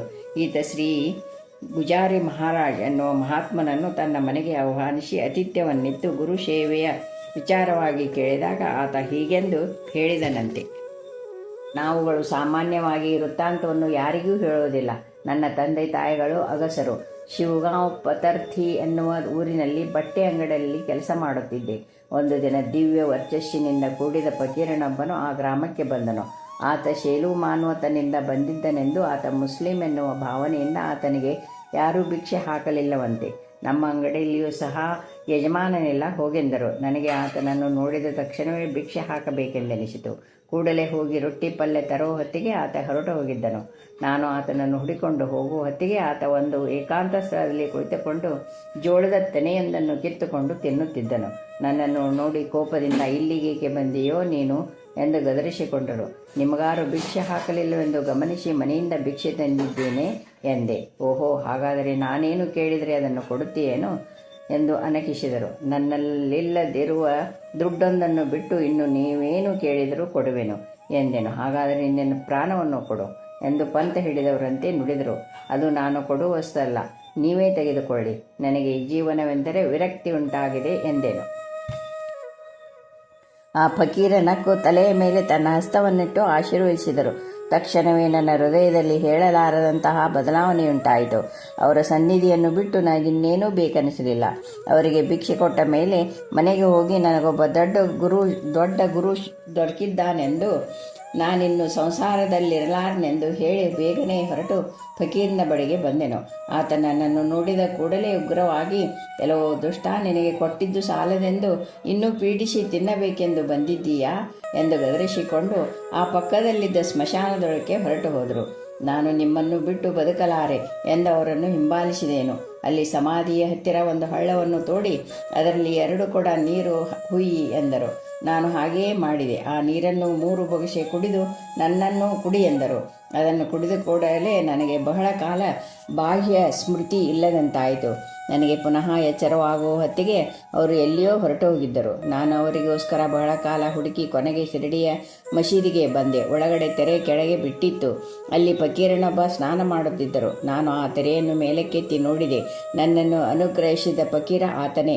ಆತ ನನ್ನನ್ನು ನೋಡುತ್ತಲೇ ತಡೆಯಲಾರದ ಕೋಪದಿಂದ, ಅಯ್ಯೋ ಮುಂಡೇಗಂಡ, ಈಗಾಗಲೇ ನನ್ನ ರಕ್ತ ಮಾಂಸಗಳನ್ನು ಕಿತ್ತು ತಿಂದೆ, ಇನ್ನು ಮೂಳೆಗಳನ್ನು ತಿನ್ನಬೇಕೆಂದು ಬಂದಿದ್ದೀಯೇನೋ ಎಂದು ಒಂದು ಇಟ್ಟಿಂಗೆಯನ್ನು ಎಸೆದರು. ಅದು ನನ್ನ ಹಣೆಗೆ ತಗುಲಿ ರಕ್ತ ಹರಿಯಿತು. ಮರುಕ್ಷಣದಲ್ಲಿಯೇ ಪ್ರೇಮದಿಂದ, ಆತ ನಿನ್ನನ್ನು ಪೂರ್ಣವಾಗಿ ಅನುಗ್ರಹಿಸಿದ್ದೇನೆ. ಭಗವಂತನ ಅನುಗ್ರಹ ನಿನಗೆಂದಿಗೂ ಇರುವುದು. ನಿನ್ನನ್ನೆಲ್ಲರೂ ದೈವವೆಂದು ಪರಿಗಣಿಸುವರು. ಇನ್ನು ನನ್ನ ಹಿಂದೆ ತಿರುಗಬೇಡ ಎಂದರು. ಸ್ವಲ್ಪ ಸಮಯಾನಂತರ ಅವರೇ ಶ್ರೀ ಗುಜಾರಿ ಮಹಾರಾಜ್ ಎಂದು ಲೋಕಪೂಜ್ಯರಾಗಿ ಅನೇಕ ಧರ್ಮಶಾಲೆ, ಪಾಠಶಾಲೆಗಳನ್ನು ಸ್ಥಾಪಿಸಿದರು. ಅವರು ಸಂಕೀರ್ತನೆ ಮಾಡುತ್ತಿದ್ದರೆ ಸಹಸ್ರಾರು ಜನ ಸೇರುತ್ತಿದ್ದರು. ಅವರು 1927ರ ಸುಮಾರಿಗೆ ತಮ್ಮ ಭಕ್ತರೊಡನೆ ಸಂಕೀರ್ತನೆ ಮಾಡುತ್ತಾ ಶಿರಡಿಗೆ ಬಂದರು. ಆಗಾಗ ಅವರು ನಾನು ನಮ್ಮೂರಿಗೆ ಹೋಗುತ್ತಿದ್ದೇನೆಂದು ಕೂಗು ಹಾಕುತ್ತಿದ್ದರು. ಭಕ್ತರ ಜೊತೆಗೂಡಿ ಅವರು ಸಹ ಶಿರಡಿ ಬೀದಿಯನ್ನು ಸಾರಿಸಿ ಗುಡಿಸಿ ಸಮಾಧಿ ಮಂದಿರದ ಉತ್ತರ ಭಾಗದಲ್ಲಿ ಸಂಕೀರ್ತನೆ ಮಾಡಿದರು. ಕೊನೆಯಲ್ಲಿ ಭಕ್ತರ ಹತ್ತಿರ ಇದೇ ನಮ್ಮ ಕೊನೆಯ ಸಮಾಗಮ ಎಂದು ಹೇಳಿ ತಟ್ಟನೆ ಮೇಲಕ್ಕೆದ್ದು ಕಾಲುನಡಿಗೆಯಲ್ಲಿ ನರ್ಮದಾ ತೀರದ ಬರೋಜ್ ಸೇರಿ ಅಲ್ಲಿಯೇ ಮಹಾ ಸಮಾಧಿಯನ್ನು ಹೊಂದಿದರು. ಅಂದರೆ ಸಾಯಿ ಪುನಃ ಶಿರಡಿ ಸೇರುವ ಹೊತ್ತಿಗೆ ಸಮರ್ಥರಾದ ಸದ್ಗುರು ಆಗಿದ್ದರು ಎಂದ ಹಾಗಾಯಿತು. ಆನಂತರ ಸಾಯಿ ಆ ಪ್ರಾಂತ್ಯಗಳಲ್ಲಿರುವ ಯೌಲಾ, ಪುಂತಂಬ ಮುಂತಾದ ಗ್ರಾಮಗಳಲ್ಲಿ ಪರ್ಯಟಿಸಿದರು. ಅವರು ಪುಂತಂಬದಿಂದ ಶ್ರೀ ಗಂಗಗೀರ ಬಾಬಾ ಎನ್ನುವ ಸಾಧುವನ್ನು ಭೇಟಿಯಾದರು. ನೀವು ಮಹನೀಯರು, ನನ್ನ ಹತ್ತಿರಕ್ಕೆ ಬರುವುದೆಂದರೇನು? ನಾನು ಕೇವಲ ಕುರಿ ಕಾಯುವವನು. ನೀವಾದರೂ ಸಿಂಹಗಳನ್ನು, ಐರಾವತಗಳನ್ನು ಶ್ಲಾಘಿಸಬಲ್ಲವರು ಎಂದರು ಗಂಗಗೀರ್. ಸಾಯಿ ನಕ್ಕು ಹೊರಟು ಹೋದರೆಂದು ಪುಂತಂಬಾಗೆ ಸೇರಿದ ಒಬ್ಬ ವೃದ್ಧ ಹೇಳಿದ. ಶ್ರೀ ಸಾಯಿ ಚರಿತ್ರೆಯಲ್ಲಿನ ಮೊದಲನೆಯ ಘಟ್ಟ ಬೇವಿನ ಮರದ ಕೆಳಗೆ ಪ್ರಾರಂಭವಾಗಿ ಅಲ್ಲಿಯೇ ಪರ್ಯವಸಾನಗೊಂಡಿತು. ಅನಂತರ ಆತನ ಪರ್ಯಟನೆಯು ವಿಷಯವಾಗಿ ಹಿನ್ನೆಲೆ ಮಾತ್ರ ತಿಳಿದ ಹಾಗಾಯಿತು. ಈ ದಿವ್ಯ ನಾಟಕಕ್ಕೆ ಇದು ನಾಂದಿ ಪ್ರಸ್ತಾವನೆ. ನಿಜವಾದ ನಾಟಕ ಪುನಃ ಇನ್ನೊಂದು ಕಡೆ ಪ್ರಾರಂಭವಾಗುತ್ತದೆ. ಔರಂಗಾಬಾದ ಜಿಲ್ಲೆಯ ಪೈಠಾನ್ ಅಂದರೆ ಹಿಂದಿನ ಪ್ರತಿಷ್ಠಾನಪುರ ಪ್ರಾಂತ್ಯದಲ್ಲಿಯೂ ಜ್ಞಾನೇಶ್ವರ ಮಹಾರಾಜರು, ಜನಾರ್ದನ ಸ್ವಾಮಿಗಳು, ಏಕನಾಥರು, ಸಮರ್ಥ ರಾಮದಾಸ ಸ್ವಾಮಿಯಂತಹ ಮಹನೀಯರ ಸಂಚಾರದಿಂದ ಅತಿ ಪವಿತ್ರವಾಗಿರುತ್ತದೆ. ಗೋದಾವರಿಯ ಉಪನದಿಗಳಾದ ಏಲ್ಗಂಗಾ, ಅಲ್ಲಿಯ ಧೂಪ್ಖೇಡ ಅನ್ನುವ ಗ್ರಾಮಕ್ಕೆ ಪ್ರದಕ್ಷಿಣೆ ಹಾಕಿ ಮುಂದಕ್ಕೆ ಸಾಗುತ್ತದೆ. ಇದರ ಒಂದು ಕಡೆಯ ದಡದಲ್ಲಿ ಒಂದು ಮೈದಾನವು ಮಹಾವೃಕ್ಷಗಳಿಂದ ತುಂಬಿದ ಒಂದು ತೋಪು ಇರುತ್ತಿತ್ತು. ಆ ಗ್ರಾಮಕ್ಕೆ ಸೇರಿದ ಶ್ರೀಮಂತನಾದ ಮುಸಲ್ಮಾನ್ ಚಾಂದ್ ಪಾಟೀಲ್ ಔರಂಗಾಬಾದಿಗೆ ಒಮ್ಮೆ ಹೋಗುತ್ತಿದ್ದಾಗ ಆತನ ಕುದುರೆ ತಪ್ಪಿಸಿಕೊಂಡು ಹೋಗಿ 2 ತಿಂಗಳು ಹುಡುಕಿದರೂ ಕಾಣಿಸಲಿಲ್ಲ. ಕೊನೆಗೆ ಆತ ಅದರ ಜೀನನ್ನು ಮಾತ್ರ ತನ್ನ ಹೆಗಲ ಮೇಲೆ ಹಾಕಿಕೊಂಡು ಮನೆಗೆ ಬರುತ್ತಾ ಶಿಂದೋಸ್ ಬಿಂದೋಸ್ ಎನ್ನುವ ಜಂಟಿ ಗ್ರಾಮದ ಹತ್ತಿರ ಏಲ್ಗಂಗಾ ದಡದ ಹತ್ತಿರಕ್ಕೆ ಬಂದನು. ಅಲ್ಲೆಂದು ಮಾವಿನ ಮರದ ಕೆಳಗೆ ಹುಚ್ಚನಂತಿರುವ ಒಬ್ಬ ಫಕೀರ ಅವನ ಕಣ್ಣಿಗೆ ಬಿದ್ದನು. ಅವನ ಕಂಕೊಳಲ್ಲಿ ಸಟ್ಕ ಅಂದರೆ ಕೋಲು, ಮೈ ಮೇಲೆ ಕಾಲಿನವರೆಗೂ ಇರುವ ಜುಬ್ಬ, ಕಪ್ನಿ, ತಲೆಯ ಮೇಲೊಂದು ಟೋಪಿ ಇದ್ದಿತು. ಆತ ತನ್ನ ಚಿಲುಮೆಯನ್ನು ಸಿದ್ಧಪಡಿಸುತ್ತಾ ಚಾಂದ್ ಪಾಟೀಲನ್ನು ನೋಡಿ ಅವನನ್ನು ತನ್ನ ಹತ್ತಿರಕ್ಕೆ ಕರೆದು ನಗುತ್ತಾ, ಇದೇನು ಈ ಜೀನನ್ನು ನೀನು ಹೊರುತ್ತಿದ್ದೀಯಲ್ಲ ಎಂದನು. ಪಾಟೀಲ ತನ್ನ ಕುದುರೆಯ ಕಥೆಯನ್ನು ಹೇಳಿದ ಕೂಡಲೇ ಆ ಫಕೀರ, ಅದು ಆ ದಡದಲ್ಲಿದೆ, ನೋಡು ಹೋಗು ಎಂದನು. ಆತ ಅಲ್ಲಿ ಹೋಗಿ ನೋಡಿದರೆ ಅವನ ಕುದುರೆ ಅಲ್ಲಿಯೇ ಮೇಯುತ್ತಾ ಇದೆ. ಅದರಿಂದ ಆ ಫಕೀರ ಸಾಮಾನ್ಯ ಮಾನವನಲ್ಲವೆಂದುಕೊಂಡು ಕುದುರೆಯನ್ನು ಹಿಡಿದುಕೊಂಡು ಅವನ ಹತ್ತಿರಕ್ಕೆ ಬಂದನು. ಅಷ್ಟರಲ್ಲಿಯೇ ಫಕೀರನು ಹೊಗೆ ಸೊಪ್ಪನ್ನು ಉಜ್ಜಿ ಚಿಲ್ಮೆಯ ಕೊಳಮೆಯನ್ನು ಸಿದ್ಧಪಡಿಸಿದನು. ಆಗ ತನ್ನ ಬಳಿ ಇದ್ದ ಚಿಮಟವನ್ನು, ಅದರ ದೊಡ್ಡದಾದ ಇಕ್ಕಳ, ನೆಲದ ಮೇಲೆಂದು ಸಾರಿ ಕುಕ್ಕಿದ. ಬಳಬಳ ಎಂದು ನೀರೂರಿತು. ಆ ಫಕೀರ ಒಂದು ಬಟ್ಟೆಯ ಚೂರನ್ನು ನೆನೆಸಿ ಅದನ್ನು ಹಿಂಡಿ ಆ ಮಣ್ಣಿನ ಚಿಲುಮೆಯ ಕೊನೆಗೆ ಸುತ್ತಿದನು. ತಿರುಗಾ ತನ್ನ ಸಟ್ಕಾದಿಂದ ನೆಲದ ಮೇಲೊಂದು ಸಾರಿ ಹೊಡೆದ ಕ್ಷಣದಲ್ಲಿಯೇ ಒಂದು ಕಿರುಜಾಲಿ ಹೊರಹೊಮ್ಮಿತು. ಅದರಿಂದ ಚಿಲುಮೆಯನ್ನು ಹತ್ತಿಸಿ ಸೇದಲು ಪಾಟೀಲನಿಗೂ ಕೂಡ ಕೊಟ್ಟನು. ಪಾಟೀಲ ಆತನ ಶಕ್ತಿ ಸಾಮರ್ಥ್ಯಗಳಿಗೆ ಆಶ್ಚರ್ಯಪಟ್ಟವನಾಗಿ ಆತನನ್ನು ತನ್ನ ಮನೆಗೆ ಆಹ್ವಾನಿಸಿದನು. ನಾಳೆ ಬರುತ್ತೇನೆ, ನೀನು ಹೋಗು ಎಂದು ಹೇಳಿ ಮಾರನೆಯ ದಿವಸ ಫಕೀರ ಪಾಟೀಲನ ಮನೆಗೆ ಹೋಗಿ ಭಿಕ್ಷೆ ತೆಗೆದುಕೊಂಡನು. ಆ ಫಕೀರ ಕೆಲವು ಕಾಲ ಏಲ್ಗಂಗಾ ಪಕ್ಕದ ತೋಪಿನಲ್ಲಿ ಬಿಡಾರ ಮಾಡಿದನು. ಇದಕ್ಕೆ ಗುರುತಾಗಿ ಈಗಲೂ ಅಲ್ಲಿ ಒಂದು ಸಾಯಿ ಮಂದಿರವಿದೆ. ಆ ಪ್ರಾಂತದಲ್ಲಿ ತಿರುಗಾಡುತ್ತಾ ಆಗಾಗ ಪಾಟೀಲನನ್ನು ಮಾತಾಡಿಸುತ್ತಿದ್ದನು. ಆಗಾಗ ಆತನಿಗೆ ಸ್ವಪ್ನದಲ್ಲಿ ದರ್ಶನ ಕೊಟ್ಟು ಮುಖ್ಯವಾದ ಆದೇಶಗಳನ್ನು ನೀಡುತ್ತಿದ್ದರೆಂದು ಆ ವಂಶಸ್ಥರು ಹೇಳುತ್ತಾರೆ. ಕೆಲವು ದಿನಗಳಾದ ಮೇಲೆ ಪಾಟೀಲನ ಪ್ರಾರ್ಥನೆಯನ್ನು ಅಂಗೀಕರಿಸಿ ಆತನ ಸೋದರಳಿಯನ ಮದುವೆಗೆಂದು ಅವರ ಜೊತೆ ಸೇರಿ ಎತ್ತಿನ ಬಂಡಿಯಲ್ಲಿ ಬಾಬಾ ಶಿರ್ಡಿ ತಲುಪಿದರು. ಬಂಡಿಗಳೆಲ್ಲವೂ ಶಿರ್ಡಿ ಊರ ಹೊರಗಿನ ಖಂಡೋಬಾ ದೇವಾಲಯದ ಹತ್ತಿರವಿರುವ ಆಲದ ಮರದ ಕೆಳಗಿರುವ ಹೊಲದಲ್ಲಿ ನಿಂತವು. ಅವರೆಲ್ಲರ ಜೊತೆ ಫಕೀರನು ಕೂಡ ಗಾಡಿಯಿಂದ ಇಳಿದಿರುತ್ತಿರುವುದನ್ನು ನೋಡಿ ಖಂಡೋಬಾ ದೇವಾಲಯದ ಪೂಜಾರಿ ಮೈಲ್ಸಾಪತಿ ಆದರದಿಂದ ಯಾ ಸ್ವಾಮಿ, ಅಂದರೆ ಬನ್ನಿ ಸ್ವಾಮಿ ಎಂದು ಆಹ್ವಾನಿಸಿದನು. ಅಂದು ಯಾರಿಗೂ ಹೇಳದೆ ಶಿರಡಿಯಿಂದ ಹೊರಟು ಹೋಗಿದ್ದ ಆ ವಿಚಿತ್ರ ಯುವಕನೇ ಈ ಫಕೀರನೆಂದು ಗುರುತಿಸಿ ಆನಂದಪಟ್ಟನು. ಅಂದಿನಿಂದ ಆ ಫಕೀರನಿಗೆ ಆ ಹೆಸರೇ ಸ್ಥಿರವಾಯಿತು. ಸಾಯಿಯೂ ಸಹ ಶಿರಡಿಯಲ್ಲಿ ಬೀರೋರಿದ್ದರು. ಆತ ವಿವಾಹ ಕಲ್ಯಾಣಕ್ಕೆ ಶಿರಡಿ ಸೇರಿದ್ದು ಲೋಕ ಕಲ್ಯಾಣಕ್ಕಾಗಿಯೇ. ಸಾಯಿ ಬಾಬಾಗೆ ಪ್ರಥಮ ಬಾರಿಗೆ ಪರಿಚಯವಾದ ಮೈಲ್ಸಾಪತಿ ಆತನನ್ನು ಮಹಾತ್ಮನೆಂದು ಕರೆದುಕೊಂಡು ತನ್ನ ಗೆಳೆಯರಾದ ಅಪ್ಪಾಜೋಗ್ಲಿಗೆ, ಕಾಶಿನಾಥಗೆ ಈ ವಿಷಯ ಹೇಳಿದ. ಪ್ರತಿದಿನವೂ ಈ ಮೂವರು ಆತನ ದರ್ಶನ ಪಡೆಯುತ್ತಿದ್ದರು. ನಿರ್ಗತಕನಾದ ಮೈಲ್ಸಾಪತಿ ಬಾಬಾಗೆ ಪರಿಚರ್ಯ ಮಾಡಿದರೆ ಅವನ ಮಿತ್ರರು ಬಾಬಾಗೆ ಬೇಕಾದ ನಿತ್ಯ ಬಳಕೆಯ ವಸ್ತುಗಳನ್ನು ತಂದೊದಗಿಸುತ್ತಿದ್ದರು. ಒಂದಿನ ಅಪ್ಪಾಕೋಟೆ ಪಾಟೀಲ್ ಎನ್ನುವಾತ ತನ್ನ ಸಹಧರ್ಮಿಣಿಯೊಡನೆ ಬಾಬಾನ ಹತ್ತಿರಕ್ಕೆ ಬಂದನು. ಅವರನ್ನು ನೋಡಿದ ತಕ್ಷಣವೇ ಸಾಯಿ ಎದ್ದು ನಿಂತು ಅವರನ್ನು ಆದರಿಸಿದನು. ಆತನ ಹೆಂಡತಿ ಬಯ್ಯಾಜಿ ಬಾಯಿ ತನ್ನ ಸೋದರಿ ಎಂದು ಹೇಳಿದನು. ಆಕೆಯೂ ಸಹ ಪ್ರಥಮ ದರ್ಶನದಲ್ಲಿಯೇ ಬಾಬಾ ಮೇಲೆ ಭಕ್ತಿ ಶ್ರದ್ಧೆಗಳುಂಟಾಗಿ ಆತನಿಗೆ ಭಿಕ್ಷೆ ಹಾಕಿದರೆ ತಾನು ಊಟ ಮಾಡಬಾರದೆಂಬ ಸಂಕಲ್ಪ ಮಾಡಿಕೊಂಡಳು. ಆ ದಿನಗಳಲ್ಲಿ ಸಾಯಿಬಾಬಾನನ್ನು ನೋಡಿದ ತಾತ ಬಾಬಾ ಕತೆ ಹೀಗೆಂದು ಹೇಳಿದ. ಶ್ರೀ ಸಾಯಿ ಶಿರಡಿಯ ನೆಲದ ಮೇಲೆ ಅಡಿಯಿಟ್ಟಾಗ ನನಗೆ 6 ಅಥವಾ 7 ವರ್ಷಗಳಾಗಿರಬೇಕು. ಆತನಿಗೊಂದು ನಿರ್ದಿಷ್ಟವಾದ ನಿವಾಸ ಸ್ಥಾನವೆಂದು ಯಾವುದೂ ಇರಲಿಲ್ಲ. ಆಮೇಲೆ ಸ್ವಲ್ಪ ಕಾಲ ಬೇವಿನ ಮರದ ಕೆಳಗೆ ವಾಸಿಸುತ್ತಿದ್ದರು. ಆಗ ಆತನ ವಯಸ್ಸು ಸುಮಾರು 18 ಅಥವಾ 19 ಇದ್ದಿರಬಹುದು. ಆತನಿಗೆ ಕಿರು ಮೀಸೆ ಇದ್ದಿತು. ಆತ ಮೊದಲು ಶಿರಡಿಗೆ ಬಂದಾಗ ಎಲೆ ಹಸಿರು ಬಣ್ಣದ ಕಪ್ನಿ ಹಾಕಿದ್ದು, ಅದೇ ಬಣ್ಣದ ಬಟ್ಟೆಯನ್ನು ತಲೆಗೆ ಸುತ್ತುತ್ತಿದ್ದರು. ಆ ದಿನಗಳಲ್ಲಿ ಆತನನ್ನು ನೋಡಿದ ರಾಮಗಿರ್ ಬುವಾ ಹೀಗೆ ವರ್ಣಿಸಿದ್ದಾನೆ. ಆತನ ಜುಟ್ಟು ನಡುವಿನವರೆಗೂ ಬೆಳೆದಿತ್ತು. ಆತನ ಕೈಯಲ್ಲಿ ಸಟ್ಕಾ, ಚಲ್ಮೆಯ ಕೊಳವೆ, ಕಡ್ಡಿಪೆಟ್ಟಿಗೆ ಇರುತ್ತಿತ್ತು. ನಿತ್ಯವೂ ಗ್ರಾಮದಲ್ಲಿ ಭಿಕ್ಷೆ ಎತ್ತುತ್ತಿದ್ದರು. ಆ ದಿನಗಳಲ್ಲಿ ಆತ ರೋಗಿಗಳಿಗೆ ಉಚಿತವಾಗಿ ಔಷಧ ಕೊಡುವುದು ಮತ್ತು ಅವಶ್ಯಕತೆಯಿದ್ದಲ್ಲಿ ತಾನೇ ಸ್ವತಃ ರೋಗಿಗೆ ಪರಿಚರ್ಯೆಯನ್ನು ಸಹ ಮಾಡುತ್ತಿದ್ದರು. ಉದಾಹರಣೆಗೆ, ಒಬ್ಬ ರೋಗಿಗೆ ಸಾಯಿ ಔಷಧಿಯನ್ನು ಕೊಟ್ಟು ಅವನ ಹಣೆಯ ಮೇಲೆ, ಬೆನ್ನಿನ ಮೇಲೆ ಸೂಜಿಯಿಂದ ಚಿಟಿಕೆ ಹಾಕಿದರು. ಕಾದ ಸೂಜಿಯಿಂದ ಸುಡುವುದು. ಅದರಿಂದ ಆತನ ವ್ಯಾಧಿ ಕಡಿಮೆಯಾಗಿ ಹೋಯಿತು. ಹಾಗೆಯೇ ಗಣಪತಿ ಹರಿ ಕನಾಡಗೆ ಕುಷ್ಠ ಮತ್ತು ಜ್ವರ ಬಂದಿತ್ತು. ಅವನ ಚಿಕಿತ್ಸೆಗೆಂದು ಬಾಬಾನನ್ನು ತನ್ನ ಮನೆಗೆ ಕರೆತಂದನು. ಅಮೀನ್ ಬಾಯಿ ಬಾಬಾ ಆತನನ್ನು ಪರಿಶೀಲಿಸಿ ಅವನಿಗೆ ಒಂದು ಹಾವನ್ನು ಹಿಡಿದುಕೊಳ್ಳೆಂದು ಹೇಳಿ, ಕುಷ್ಠರೋಗಿಯನ್ನು ಹಾವು ಕಡಿಯುವುದಿಲ್ಲವೆಂದು ಹೇಳಿ ಅವನು ಹಿಡಿದುಕೊಂಡ ಹಾವಿನ ವಿಷದಿಂದಲೇ ಔಷಧಿಯನ್ನು ಮಾಡಿ ರೋಗಿಗೆ ಕೊಟ್ಟರು. ಅವನು ಸಂಸಾರ ಮಾಡಬಾರದೆಂದು ನಿಷೇಧಿಸಿದರು. ಅವನಿಗೆ ರೋಗ ಗುಣಮುಖವಾಗುತ್ತಿರುವಾಗ ಅವನು ಆ ನಿಯಮ ಉಲ್ಲಂಘಿಸಿದನು. ರೋಗ ಪುನಃ ಮರುಕಳಿಸಿತು. ಆತನಿಗೆ ಬಾಬಾ ಮತ್ತೆ ಔಷಧಿ ಕೊಡಲಿಲ್ಲ. ಕೆಲವೇ ದಿನಗಳಲ್ಲಿ ರೋಗಿ ಸತ್ತು ಹೋದನು. ಅಂದಿನಿಂದ ಬಾಬಾ ರೋಗಿಗಳಿಗೆ ಔಷಧಿಯನ್ನು ಕೊಡುವುದನ್ನು ನಿಲ್ಲಿಸಿ ಉದಿಯನ್ನು ಮಾತ್ರ ಕೊಡುತ್ತಿದ್ದರು. ಸಾಯಿ ಚರಿತ್ರೆಯ ಈ ಮೊದಲನೆಯ ಹಂತಕ್ಕೆ ಸಂಬಂಧಪಟ್ಟ ಹಾಗೆ ಆತನಿಗೆ ಅತಿ ಸನ್ನಿಹಿತವಾಗಿದ್ದ ತಾತ್ಯಾಕೋಟೆ ಪಾಟೀಲ್, ಅಂದರೆ ಬಯಾಜಿ ಬಾಯಿಯ ಮಗ, ಇನ್ನೂ ಹೀಗೆ ಹೇಳಿದ. ಶ್ರೀ ಸಾಯಿ ಶಿರಡಿ ಊರಲ್ಲಿ ಕಾಲಿಟ್ಟ ಹೊಸದರಲ್ಲಿ ಅವನಿಗೆ ನಿರ್ದಿಷ್ಟವಾದಂತಹ ನಿವಾಸ ಸ್ಥಳವಿರಲಿಲ್ಲ. ಕೆಲವು ತಿಂಗಳಾದ ಮೇಲೆ ಆತ ಮಸೀದಿಯಲ್ಲಿ ಸುಮಾರು 10 ತಿಂಗಳು ಇದ್ದರು. ಆಮೇಲೆ ಕೆಲವು ಕಾಲ ಬೇವಿನ ಮರದ ಕೆಳಗಿದ್ದು ಅಲ್ಲಿಂದ ಪುನಃ ಮಸೀದಿಗೆ ಬಂದು ಸಮಾಧಿಯಾಗುವವರೆಗೂ ಅಲ್ಲಿಯೇ ನಿಲ್ಲಿಸಿಬಿಟ್ಟರು. ನಾನು ಮಾರುತಿ ಆಲಯದ ಸ್ಕೂಲಿನಲ್ಲಿ ಓದುತ್ತಿದ್ದಾಗ ಬಾಬಾ ಭಿಕ್ಷೆಗೆ ನಮ್ಮ ಮನೆಗೆ ಬರುತ್ತಿದ್ದರು. ನಾನು ಮತ್ತು ಇತರ ಹುಡುಗರು ಮಸೀದಿಯ ಮುಂದೆ ನಿಂತು ಬಾಬಾನನ್ನು ಅಣಕಿಸಿ ಗೇಲಿ ಮಾಡುತ್ತಿದ್ದೆವು. ಆತನಿಗೆ ಸಣ್ಣ ಮೀಸೆ ಇದ್ದಿತು. ಆತ ಯಾವಾಗಲೂ ಮಸೀದಿಯಲ್ಲಿ ಒಂದು ಕಂಬದ ಪಕ್ಕದಲ್ಲಿ ಮೌನವಾಗಿ ಕುಳಿತಿರುತ್ತಿದ್ದರು. ರಘು ಪಾಟೀಲ್ ದಿನವೂ ಮಸೀದಿಯ ಗೇಟಿನ ಹತ್ತಿರ ನಿಂತು ಅವರ ಮೇಲೆ ಕಲ್ಲೆಸೆಯುತ್ತಿದ್ದನು. ಒಂದೊಂದು ಸಾರಿ ಬಾಬಾ ನಮ್ಮನ್ನು ಬೈಯುತ್ತಿದ್ದರು.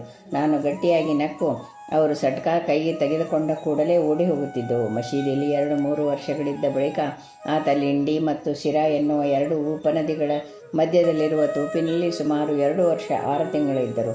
ಅಲ್ಲಿ ಭಕ್ತರು ಯಾರೋ ಒಬ್ಬರು ನಿತ್ಯ ಅವರಿಗೆ ಭಿಕ್ಷೆ ನೀಡುತ್ತಿದ್ದರು.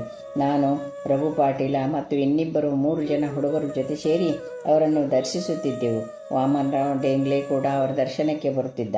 2ನೇ ಸಾರಿ ಸಾಯಿ ಶಿರಡಿಗೆ ಬರುವ ಹೊತ್ತಿಗೆ ಒಬ್ಬ ವಿಚಿತ್ರ ಸಾಧುವು ಕೂಡ ಅಲ್ಲಿಗೆ ಬಂದ. ಶಂಕರನಾರಾಯಣ ವೈದ್ಯ ಎನ್ನುವವನು ನಾನಾವಲ್ಲಿ ಎನ್ನುವ ಮಹಾತ್ಮನ ಸಮಾಧಿಯ ಸೇವೆ ಮಾಡುತ್ತಿದ್ದ. ಒಂದು ದಿನ ಮಹನೀಯ ಅಂದರೆ ನಾನಾವಳಿ ಸ್ವಪ್ನ ದರ್ಶನವನ್ನು ಕೊಟ್ಟು ಶಿರಡಿಗೆ ಹೋಗೆಂದು ಶಂಕರನಾರಾಯಣ ವೈದ್ಯನಿಗೆ ಆದೇಶ ಮಾಡಿದ್ದರಿಂದ ಅವನು ಅಲ್ಲಿಗೆ ಹೋದನು. ಸಾಯಿ ಅಲ್ಲಿಗೆ ಬಂದ ಕೂಡಲೇ ಅವರನ್ನು ನೋಡುತ್ತಿದ್ದಂತೆಯೇ ದೊಡ್ಡ ಮಹಾತ್ಮನೊಬ್ಬನನ್ನು ಗುರುತಿಸುವಂತೆ ಶಂಕರನಾರಾಯಣ ವೈದ್ಯ ಬಹು ಸದರದಿಂದ ಮಾವ ಬಂದೆಯಾ ಎಂದನು. ಬಾಯಿ ಬಿಡಬೇಡ ಎಂದು ಬಾಬಾ ಗದರಿಸಿಕೊಂಡಿದ್ದರಿಂದ ಆತ ಬಾಬಾನ ವಿಷಯವಾಗಿ ಯಾರ ಹತ್ತಿರವೂ ತಿಟಿ 2 ಮಾಡಿ ಹೇಳಲಿಲ್ಲ. ಸಾಯಿ ಆಗಾಗ ರಾತ್ರಿ ವೇಳೆಯಲ್ಲಿ ಫಕೀರರ ಚಾವಡಿಗೆ ಅಂದರೆ ತಾಕಿಯ ಹೋಗಿ ಮಧುರವಾಗಿ ಹಾಡುತ್ತಾ ಕಾಲಿಗೆ ಗೆಜ್ಜೆ ಕಟ್ಟಿಕೊಂಡು ತನ್ಮಯತ್ವದಿಂದ ನಾಟ್ಯವಾಡುತ್ತಿದ್ದರು. ಅವರು ಒಂದೊಂದು ಸಾರಿ ಅರಬ್ಬಿ, ಪಾರ್ಸಿ ಭಾಷೆಗಳಲ್ಲಿ ಹಾಡು ಹೇಳುತ್ತಾ ಮತ್ತೊಮ್ಮೆ ಕಬೀರ್, ತುಕಾರಾಮರು ರಚಿಸಿರುವ ಹಾಡುಗಳನ್ನು ಹಾಡುತ್ತಿದ್ದರು. ಈ ವಿಷಯವನ್ನು ತಾತ್ಯಾ ಪಾಟೀಲ್ ಹೀಗೆ ಹೇಳಿದ್ದಾನೆ. ಒಂದೊಂದು ಸಾರಿ ಬಾಬಾ ಪಾರವಶ್ಯರಾಗುತ್ತಿದ್ದರು. ಆಗ ಕೈಯಲ್ಲಿ ತಂಬೂರಿ ಹಿಡಿದು ಮೈಮರೆತು ನೃತ್ಯ ಮಾಡುತ್ತಿದ್ದರು. ಅವೆಲ್ಲ ಕ್ರಮಬದ್ಧ ಹೆಜ್ಜೆಯ ಕುಣಿತಗಳು. ಅವರ ಕೈ, ಕಣ್ಣು, ಹಸ್ತ ಭಂಗಿಗಳು ನೋಡುವವರನ್ನು ಮಂತ್ರಮುಗ್ಧರನ್ನಾಗಿ ಮಾಡುತ್ತಿದ್ದವು. ಪಿಳ್ಳಂಗೋವಿ ಎನ್ನುವುದು ಭಂಗಿಯಲ್ಲಿ ನಿಂತಾಗ ಸಾಕ್ಷಾತ್ ಬೃಂದಾವನದ ಕೃಷ್ಣನನ್ನೇ ನೋಡುತ್ತಿದ್ದಂತಿದ್ದಿತ್ತು. ಪ್ರೇಕ್ಷಕರು ಕೂಡ ಪಾರವಶ್ಯರಾಗಿ ಯಾವುದೋ ಅಲೌಕಿಕವಾದ ದೃಶ್ಯವನ್ನು ನೋಡುತ್ತಿರುವಂತೆ ತೋರುತ್ತಿತ್ತು. ಹೀಗೆ 1890ರವರೆಗೂ ನಡೆಯಿತು.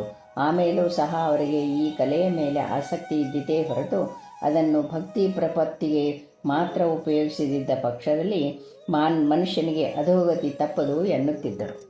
ಬಾಬಾ ಪತ್ರಿ ಗ್ರಾಮದಲ್ಲಿ ಜನಿಸಿದರೆಂದು, ಬಾಲ್ಯದಲ್ಲಿ ಫಕೀರನೊಬ್ಬನಿಗೆ ಅವರನ್ನು ವಹಿಸಿಕೊಟ್ಟರೆಂದು, ಕೆಲವು ಕಾಲಾನಂತರ ಸೇಲು ಗ್ರಾಮದ ವೆಂಕುಸ ಎನ್ನುವ ಹಿಂದೂ ಗುರುವಿಗೆ ಅವರನ್ನು ಒಪ್ಪಿಸಲ್ಪಟ್ಟರೆಂದು, ಬಾಬಾ ಅವರ ಸೇವೆಯಲ್ಲಿ ಸರ್ವಶಕ್ತಿಯನ್ನು ಹೊಂದಿ ಶಿರಡಿಗೆ ಸೇರಿದರೆಂಬ ಕತೆಗೆ ಯಾವ ಆಧಾರವೂ ಎಲ್ಲಿಯೂ ಕೂಡ ಕಂಡುಬರುವುದಿಲ್ಲ.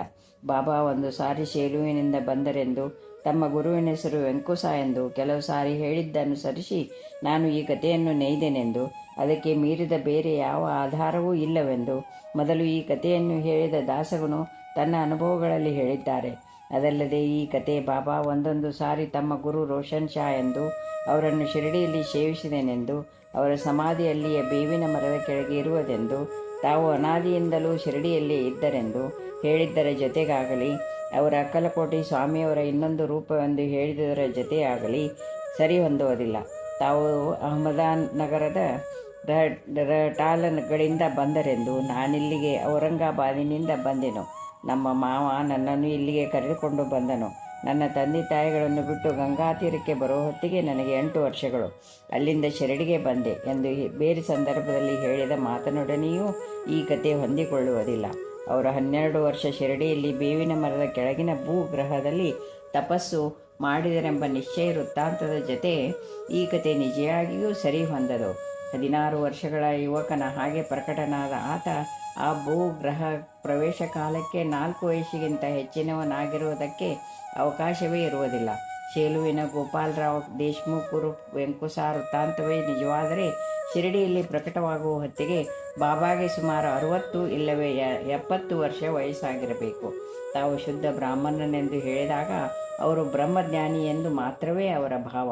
ಅದಕ್ಕಿಂತ ಹೆಚ್ಚಾಗಿ ಪದೇ ಪದೇ ಅವರು ತಾನೊಬ್ಬ ಬಡ ಫಕೀರನೆಂದು ಹೇಳುತ್ತಿದ್ದರು. ಅದಕ್ಕೆ ಅರ್ಥವದೆ. ಜಯದೇವ ಜಯದೇವ ಜಯದತ್ತಾವತು ತಾ ಯೋಮಿನಿ ವಂಶಿ ಜನ್ಮಿನಿ ಎಂದು ಆರತಿಯ ಹಾಡು ಕೀರ್ತಿಸುವಂತೆ ಅವರು ಹಿಂದೂಗಳಿಗೆ ಹಿಂದೂ, ಮುಸ್ಲಿಮರಿಗೆ ಮುಸ್ಲಿಮ, ಅಂದರೆ ಹಿಂದೂ ಮುಸ್ಲಿಂ ಎನ್ನುವ ಭೇದಕ್ಕೆ ಅತೀತ. ಸಾಯಿ ತಮ್ಮ ಗುರು ಸೇವೆಯ ವಿಷಯವಾಗಿ ಒಂದು ಸಾರಿ ಹೀಗೆ ಹೇಳಿದರು. ನನ್ನ ಗುರುವನ್ನು ಇಲ್ಲೇ ಚಾವಡಿಯಲ್ಲಿ ನೋಡಿದೆನು. ಪ್ರಶಾಂತವೂ ಗಂಭೀರವೂ ಆದ ಆತನ ಮುಖದಲ್ಲಿದ್ದ ನಿತ್ಯ ಸಂತುಷ್ಟತೆ ನನ್ನನ್ನು ಮುಗ್ಧನನ್ನಾಗಿ ಮಾಡಿತು. ನನ್ನ ದೃಷ್ಟಿ ಅವರ ಮುಖದ ಮೇಲೆ ನಿಂತು ಬಿಡುತ್ತಿತ್ತು. ಕ್ಷಣ ಮಾತ್ರವೂ ಅದರ ಅಗಲಿಕೆಯನ್ನು ಕೂಡ ಸಹಿಸುವುದಕ್ಕಾಗುತ್ತಿರಲಿಲ್ಲ. ಅವರ ಸನ್ನಿಧಿಯಲ್ಲಿ ನನಗೆ ಹಸಿವು ನೀರಡಿಕೆಗಳು ಗೊತ್ತಾಗುತ್ತಲೇ ಇರಲಿಲ್ಲ. ಅವರನ್ನು 12 ವರ್ಷಗಳಿಂದ ಹೆಚ್ಚು ಕಾಲ ತುಂಬಿದ ಹೃದಯದಿಂದ ಸೇವಿಸಿದೆನು. ಧ್ಯಾನಸ್ಥರಾದ ಅವರು ತಮಗೆ ದೇಹವಿದೆವೆಂಬ ಸಂಗತಿಯನ್ನು ಮರೆತು ಕುಳಿತ ಸ್ಥಳದಿಂದ ಏನಾಗಲಿ ಮೇಲೆ ಹೇಳುತ್ತಿರಲಿಲ್ಲ. ನಾನು ಅವರಿಗೆ ಊಟ ಮಾಡಿಸಿ ಬಟ್ಟೆ ಬದಲಾಯಿಸಿ ಆ ಸ್ಥಳವನ್ನು ಸ್ವಚ್ಛವಾಗಿಡುತ್ತಿದ್ದೆ. ಆತನಿಂದ ಯಾವುದಾದರೂ ಒಂದು ಮಂತ್ರವನ್ನು ಉಪದೇಶವಾಗಿ ಪಡೆದು ಜಪಿಸಬೇಕೆಂದು ಯೋಚಿಸಿದೆ. ಆದರೆ ಆತ ನನ್ನ ಕಿವಿಯಲ್ಲಿ ಯಾವ ಮಂತ್ರವನ್ನೂ ಉಪದೇಶಿಸಲಿಲ್ಲ. ಅವರು ನನ್ನನ್ನು 2 ಪೈಸಾ ದಕ್ಷಿಣೆ ಕೇಳಿದರು. ಅವರು ಕೇಳಿದ್ದು ಸರ್ಕಾರದವರು ಛಾಪ ಹಾಕಿರುವ ಲೋಹದ ಕಾಸುಗಳಲ್ಲವೆಂದು. 1 ಪೈಸೆ ನಿಷ್ಠೆ, ಇನ್ನೊಂದು ಪೈಸೆ ಸಬೂರಿ, ಸಂತೋಷದಿಂದ ಕೂಡಿದ ತಾಳ್ಮೆ ಎಂದು ಅವರು ವಿವರಿಸಿದರು. ತಕ್ಷಣವೇ ಅವುಗಳನ್ನು ಸಮರ್ಪಿಸಿದೆ. ನನ್ನ ಸೇವೆಗೆ ಸಂತೋಷಪಟ್ಟವರಾಗಿ, ನೀನೆಲ್ಲಿದ್ದರೂ ಸರಿ, ಇಲ್ಲಾದರೂ ಸರಿ, ಸಪ್ತ ಸಮುದ್ರಗಳಾಚೆ ಎಲ್ಲಿದ್ದರೂ ಸರಿ, ನಿನ್ನ ಬಳಿಯಿದ್ದು ನಿನ್ನನ್ನು ಕಾಪಾಡುತ್ತಿರುತ್ತೇನೆ ಎಂದು ಆಶೀರ್ವಾದ ಮಾಡಿದರು. ಇಂದಿನ ನನ್ನ ಪ್ರತಿಭೆಗಳೆಲ್ಲವಕ್ಕೂ ಕರ್ತೃ ಅವರೇ. ಅದೆಲ್ಲ ಅವರ ಆಶೀರ್ವಾದದ ಫಲವೇ. ಬಾಬಾ ಸ್ವಯಂ ಸಾಯಿ ಶರಣಾನಂದರ ಹತ್ತಿರ ತಮ್ಮ ಗುರುವಿನ ಹೆಸರು ರೋಷನ್ ಶಾ ಎಂದು ಹೇಳಿದರು. ಅವರು ಹೇಳಿದ ಪ್ರಕಾರ ರೋಷನ್ ಶಾ ಪರಮ ಪದವ ನೈದಿದಾಗ ಅವರನ್ನು ಬಾಬಾನೇ ಬೇವಿನ ಮರದ ಕೆಳಗೆ ಸಮಾಧಿ ಮಾಡಿದಂತೆ ತಮಗೆ ತೋಚುವುದೆಂದು ಸಾಯಿ ಶರಣಾನಂದ ಬರೆದಿದ್ದಾರೆ. ಸಾಯಿ ಆ ಗುರುವಿನ ಹೆಸರನ್ನು ಹರಿವಿನಾಯಕ ಸಾಟೆ ಹತ್ತಿರವೂ ಹೇಳಿದರಂತೆ. ಆದರೆ ಅದು ತನಗೆ ಗುರುತಿಲ್ಲವೆಂದು ಆ ಹೆಸರು ಶಾ ಎಂದೋ ಇಲ್ಲವೇ ಸಾ ಎಂದೋ ಕೊನೆಯಾಗುವುದೆಂದು ಆತ ಬರೆದಿದ್ದಾನೆ. ಇನ್ನೊಂದು ಸಾರಿ ಬಾಬಾ ತಮ್ಮ ಗುರು ಸೇವಾ ವೃತ್ತಾಂತವನ್ನು ಬೇರೊಂದು ರೀತಿಯಲ್ಲಿ ಹೇಳಿದರು. ಒಂದು ಸಾರಿ ನಾವು 4 ಭಕ್ತರು ಸೇರಿ ಪವಿತ್ರ ಗ್ರಂಥಗಳನ್ನು ಓದಿ ಚರ್ಚೆ ಮಾಡಿಕೊಳ್ಳುತ್ತಿದ್ದೆವು. ಮೊದಲನೆಯವನು ತನ್ನನ್ನು ತಾನೇ ಉದ್ಧರಿಸಿಕೊಳ್ಳಬೇಕು, ಇನ್ನೊಬ್ಬರ ಮೇಲೆ ಆಧಾರ ಪಡಕೂಡದು ಎಂದನು. ಎರಡನೆಯವನು ಸರ್ವಸಾಕ್ಷಿಯಾದ ಆತ್ಮವೇ ಸತ್ಯವು, ಅದನ್ನು ಗುರುತಿಸುತ್ತಾ ಮನಸ್ಸನ್ನು ನಿಗ್ರಹಿಸಿದವನೇ ಧನ್ಯನು ಎಂದನು. ಮೂರನೆಯವನು ಈ ಪ್ರಪಂಚ ಅನಿತ್ಯ ನಿರಾಕಾರವಾದದ್ದೇ ಸತ್ಯ, ಇದನ್ನು ವಿವೇಕದಿಂದ ಗುರುತಿಸುತ್ತಾ ಇರುವುದೇ ಮುಕ್ತಿ ಮಾರ್ಗ ಎಂದನು. ನಾನು ಕೇವಲ ಗ್ರಂಥ ಪಾಂಡಿತ್ಯ ವ್ಯರ್ಥವೆಂದು ಸ್ವಧರ್ಮವನ್ನು ಆಚರಿಸುತ್ತಾ ಗುರುವೇ ಸರ್ವವ್ಯಾಪಿಯಾದ ದೈವವೆನ್ನುವ ವಿಶ್ವಾಸದಿಂದ ತನು ಮನ ಧನ ಪ್ರಾಣಗಳನ್ನು ಗುರುವಿಗೆ ಅರ್ಪಿಸಬೇಕು ಎಂದೆನು. ಹೀಗೆ ಚರ್ಚೆ ಮಾಡಿಕೊಳ್ಳುತ್ತಾ ನಾವು ಅಡವಿಯೊಂದರಕ್ಕೆ ಪ್ರವೇಶಿಸಿದೆವು. ದಾರಿಯಲ್ಲಿ ಒಬ್ಬ ಕೂಲಿಯವನು ಕಣ್ಣಿಗೆ ಬಿದ್ದು ನಾವಿಲ್ಲಿಗೆ ಹೋಗುತ್ತಿದ್ದೇವೆಂದು ಕೇಳಿದರೆ ಅವನಿಗೆ ನಾವು ಏನೂ ಹೇಳಲಿಲ್ಲ. ನಾವು ದಾರಿ ತಪ್ಪುವ ಪ್ರಮಾದವಿದೆ ಎಂದು ಮಾರ್ಗದರ್ಶಿಯೊಬ್ಬನನ್ನು ಕರೆದುಕೊಂಡು ಹೋಗುವುದು ಒಳ್ಳೆಯದೆಂದು ಹೇಳಿ, ನಿಮ್ಮ ಲಕ್ಷ್ಯ ಅಂದರೆ ಗುರಿ ಏನೋ ನನಗೆ ಹೇಳಬೇಕಾದ ಅವಶ್ಯಕತೆ ಇಲ್ಲ, ಆದರೆ ಸ್ವಲ್ಪ ಕಾಲ ವಿಶ್ರಮಿಸಿಕೊಂಡು ರೊಟ್ಟಿ ನೀರನ್ನು ತೆಗೆದುಕೊಂಡು ಹೋಗಬಹುದಲ್ಲವೇ ಎಂದನು. ನಾವು ಆತನ ಸಲಹೆಯನ್ನು ನಿರಾಕರಿಸಿ ಮುಂದೆ ಹೋಗಿ ದಾರಿ ತಪ್ಪಿದೆವು. ಕೊನೆಗೆ ಕೇವಲ ಪೂರ್ವ ಪುಣ್ಯವಶಾತ್ ನಾವು ಹೊರಟ ಸ್ಥಳಕ್ಕೆ ಬಂದು ಸೇರಿದೆವು. ನಮಗೆ ಪುನಃ ಕೂಲಿಯವನು ಎದುರಾಗಿ, ನಿಮ್ಮ ತಿಳುವಳಿಕೆಯನ್ನೇ ನೀವು ನೆಚ್ಚಿದ್ದರಿಂದ ದಾರಿ ತಪ್ಪಿದ್ರಿ. ಎಲ್ಲದರಲ್ಲಿ ಒಬ್ಬ ಮಾರ್ಗದರ್ಶಿ ಯಾವಾಗಲೂ ಅವಶ್ಯಕ. ಭಗವಂತನ ಕೃಪೆ ಇಲ್ಲದಿದ್ದಲ್ಲಿ ಯಾರಿಗೂ ದಾರಿಯಲ್ಲಿ ನಮ್ಮಂಥವರು ಕಾಣಲಾರರು. ಊಟ ಮಾಡಿ ಹೋಗಿ ಎನ್ನುವ ಆಹ್ವಾನವನ್ನು ಶುಭ ಶಕುನವೆಂದಾಗಿ ಅಂಗೀಕರಿಸಬೇಕೇ ಹೊರತು ನಿರಾಕರಿಸಬಾರದು. ಹಸಿದ ಹೊಟ್ಟೆಯಿಂದ ಯಾವ ಅನ್ವೇಷಣೆಯನ್ನು ಮಾಡಲಾಗುವುದಿಲ್ಲ. ಅನ್ವೇಷಣೆ ಸಹನ ಶಾಂತಿಯಿಂದ ಕೂಡಿರಬೇಕು ಎಂದನು. ಅವನ ನಿರಕ್ಷರಿಯಾದರೂ ಕೆಳಜಾತಿಯವನ ಹಾಗೆ ಕಂಡರೂ ನಿಷ್ಕಾರಣವಾದ ಆತನ ಪ್ರೇಮಕ್ಕೆ ನನ್ನ ಹೃದಯ ಮಾರ್ದನಿ ಕೊಟ್ಟಿತು. ನನಗೆ ಹಸುವು ಬಾಯಾರಿಕೆ ತೀವ್ರವಾಗಿ ಪೀಡಿಸುತ್ತಿದ್ದವು. ಅಸಮಾನವಾದ ಪ್ರೇಮದಿಂದ ಆತನಿತ್ತ ಅನ್ನ ಪಾನೀಯಗಳನ್ನು ತೆಗೆದುಕೊಳ್ಳುವುದೇ ಜ್ಞಾನಕ್ಕೆ ಸರಿಯಾದ ನಾಂದಿ ಎಂದು ನನಗೆ ಹೊಳೆದು ಅವನು ಕೊಟ್ಟಿದ್ದನ್ನು ಸವಿನಯದಿಂದ ಸ್ವೀಕರಿಸಿದೆನು. ಆಗ ನಮ್ಮ ಗುರುಗಳು ನಮ್ಮೆದುರಿಗೆ ಬಂದು ನಿಂತು, ಏನು ನೀವು ಚರ್ಚಿಸುತ್ತಿರುವ ವಿಷಯ ಎಂದು ಕೇಳಿದರು. ನಾನು ನಡೆದುದೆಲ್ಲವನ್ನೂ ತಿಳಿಸಿದೆನು. ನಿನ್ನನ್ನು ಗಮ್ಯಸ್ಥಾನಕ್ಕೆ ಸೇರಿಸುತ್ತೇನೆ, ನನ್ನನ್ನು ಅನುಸರಿಸುತ್ತೀಯಾ? ಹಾಗೆ ಮಾಡಿ ನನ್ನಲ್ಲಿ ಪೂರ್ಣ ವಿಶ್ವಾಸವಿಟ್ಟವನು ಮಾತ್ರ ಕೃತಾರ್ಥನಾಗುತ್ತಾನೆ ಎಂದರು. ನಾನು ತಲೆ ಬಗ್ಗಿ ನಮಸ್ಕರಿಸಿ ಆತನ ಗುರುವೆಂದು ಸ್ವೀಕರಿಸಿ ಆಶ್ರಯಿಸಿದೆನು. ನನ್ನ ಜೊತೆಯರು ಮಾತ್ರ ಆತನ ಆತಿಥ್ಯವನ್ನು ಗುರುತನವನ್ನು ಧಿಕ್ಕರಿಸಿ ಹೊರಟು ಹೋದರು. ಹೀಗಾಗಿ ಅವರೆಲ್ಲರೂ ದೈವಾನ್ವೇಷಣೆಯನ್ನು ಬಿಟ್ಟು ಹಸಿವು ಬಾಯಾರಿಕೆಗಳಿಗೆ ತುತ್ತಾಗಿ ಅಳಿದಾಡುತ್ತಲೇ ಇದ್ದಾರೆ. ಆ ತರುವಾಯ ನನ್ನ ಗುರುವು ನನ್ನನ್ನು ಒಂದು ಮರದ ಕೊಂಬೆಯಿಂದ ಬಾವಿಯೊಳಕ್ಕೆ ತಲೆ ಕೆಳಗಾಗಿ ನೇತಾಡುವಂತೆ ಮಾಡಿದರು. ನನ್ನ ತಲೆ ನೀರಿಗೆ 3 ಅಡಿ ಮೇಲಿತ್ತು. ನಾನು ಆ ನೀರನ್ನು ಅಟಕಿಸಲಾರದೆ ಹೋದೆನು. ನನ್ನನ್ನು ಹಾಗೆಯೇ ಬಿಟ್ಟು ಅವರು ಎಲ್ಲಿಗೆ ಹೊರಟು ಹೋದರು. 5 ಗಂಟೆಗಳಾದ ಮೇಲೆ ಬಂದು, ಹೇಗಿದ್ದೀಯಾ ಎಂದು ಕೇಳಿದರು. ಪರಮಾನಂದದಲ್ಲಿ ತೇಲಾಡುತ್ತಿದ್ದೇನೆ ಎಂದೆನು. ಅವರು ನನ್ನನ್ನು ಸಂತೋಷದಿಂದ ತಬ್ಬಿಕೊಂಡು ನನ್ನ ಮೈ ಸೆವರಿ ನನ್ನನ್ನು ಶಿಷ್ಯನನ್ನಾಗಿ ಅಂಗೀಕರಿಸಿದರು. ನನಗೆ ಯಾವಾಗಲೂ ಅವರನ್ನೇ ನೋಡಬೇಕೆನಿಸುತ್ತಿತ್ತು. ನನ್ನ ತಂದೆ ತಾಯಿಗಳನ್ನು ಇತರ ಆಶೆಪಾಶಗಳನ್ನು ಮರೆತೆ ಇನ್ನು ಮನೆಗೆ ಹೋಗೋಣವೆನ್ನುವ ಯೋಚನೆಯೇ ಬರಲಿಲ್ಲ. ನನ್ನ ಜೀವಶಕ್ತಿ ಎಲ್ಲವನ್ನು ನನ್ನ ದೃಷ್ಟಿಯಲ್ಲಿಟ್ಟು ನನ್ನ ದೃಷ್ಟಿಯೆಲ್ಲವನ್ನು ಆತನ ಮುಖದ ಮೇಲೆ ಸೇರಿಸಿದೆನು. ಆತನೇ ನನ್ನ ಧ್ಯಾನ ಮೂರ್ತಿ ಎಂದು ಬಾಬಾ ಹೇಳಿದರು. ಮೇಲಿನ ವೃತ್ತಾಂತಗಳೆಲ್ಲವೂ ನಮಗೆ ನಿಸ್ಸಂದೇಹವಾಗಿ ತಿಳಿಸುವುದು ಇಷ್ಟು: ಸಾಯಿ ಜನ್ಮತಃ ಪೂರ್ಣರಾದರೂ ಲೋಕದ ಆದರ್ಶಕ್ಕಾಗಿ ಒಬ್ಬ ಸದ್ಗುರುವನ್ನು ಸೇವಿಸಿದರೆಂದು ಅವರು ನಿದ್ರಿಸುವಾಗ ಒಂದು ಇಟ್ಟಿಗೆಯನ್ನು ತಮ್ಮ ತಲೆದಿಂಬಾಗಿಯೂ ಕುಳಿತಿರುವಾಗ ತಮ್ಮ ಕೈ ಕೆಳಗೆ ಇಟ್ಟುಕೊಳ್ಳುತ್ತಿದ್ದರು. ಇದು ನನ್ನ ಗುರುಪ್ರಸಾದ, ನನ್ನ ಜೀವನ ಸಹಚರಿ. ಇದರ ಸಹಾಯದಿಂದ ನಾನು ಆತ್ಮವನ್ನು ಧ್ಯಾನಿಸುತ್ತೇನೆ ಎಂದು ಬಾಬಾ ಹೇಳುತ್ತಿದ್ದರು. ಆದರೆ ಆ ಗುರು ಅವರಿಗೆ ಶಿರಡಿಯಲ್ಲಿಯೋ ಇಲ್ಲವೇ ಅಡವಿಯಲ್ಲಿಯೋ ಕಂಡಿರಬಹುದು.